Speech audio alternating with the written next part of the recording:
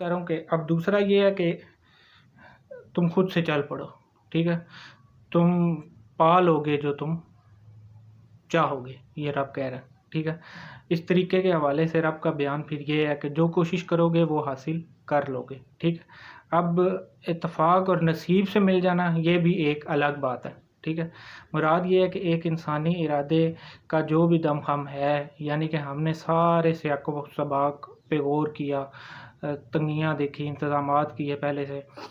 ٹھیک ہے، زندگی کے کامیاب کرنے کے لیے، تو اللہ کہتا ہے کہ مبارک ہو، چلو کوشش کرو، ٹھیک ہے، سارے ایٹمز پورے کر لو زندگی کو کامیاب بنانے کے لیے، حتیٰ کہ شادی بھی ہوگی، ٹھیک ہے۔ تو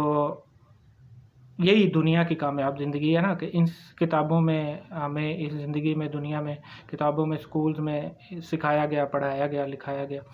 اور بتایا گیا کہ پڑھو لکھو، نوکری کرو اور شادی کرو، بچے ہو گئے، یہ دنیاوی کامیاب زندگی ہے، ٹھیک ہے۔ اب جب شادی ہو گئی اور کامیاب زندگی بن گئی، ٹھیک ہے، اب جو ساتھی ملا ہے، یا اگر اس کے مزاج میں یہ کامیابی نہ ہوگی جو آپ کے نزدیک کامیابی ہے، تو پھر دقت آ جائے گی، ٹھیک ہے، پھر مسائل بن جائیں گے۔ تو وہ ساتھی کی جو کامیابیاں یا خواہشیں ہوں گی، جو اس ساتھی کی، اس کی کامیابی جو ہے وہ آپ کے اس زندگی کی، کامیاب زندگی کی کو چکنا چور کر دیں گی، ٹھیک ہے۔ تو اب آپ ایک پی ایچ ڈی لیول کی کامیابی حاصل کرنے کے فارمولے، ٹھیک ہے، ایک بے فارمولہ بندے نے آگے توڑ دیے، ٹھیک ہے۔ اب یہ ایسی بات ہو جاتی ہے، اب نہایت غور طلب بات یہاں یہ ہے کہ آپ کے فارمولے میں کوئی خامی نہیں ہے، ٹھیک ہے، اور نہ فارمولہ آپ رب نے منع کیا کہ آپ فارمولہ بناؤ، نہیں، ٹھیک ہے۔ تو جو ساتھی بنا ہے زندگی کے سفر کا، اس کے پاس ارادہ ہی کوئی نہیں ہے، ٹھیک ہے، اس کی وجہ سے آپ کی کامیاب زندگی چکنا چور ہو جائے گی، یا آپ کی جو کامیاب زندگی ہے اس کے مزاج میں وہ کامیاب نہیں ہے، ٹھیک ہے۔ اب ساتھی سے مراد صرف بیوی نہیں ہے، ہمارے گھر والے، بچے، دوست، رشتہ دار، ساتھی احباب، عزیز، ہمارے ارد گرد کا ماحول، ہمارا پیشہ، ہمارا راستہ، راستے میں اتفاقیہ سازگار اور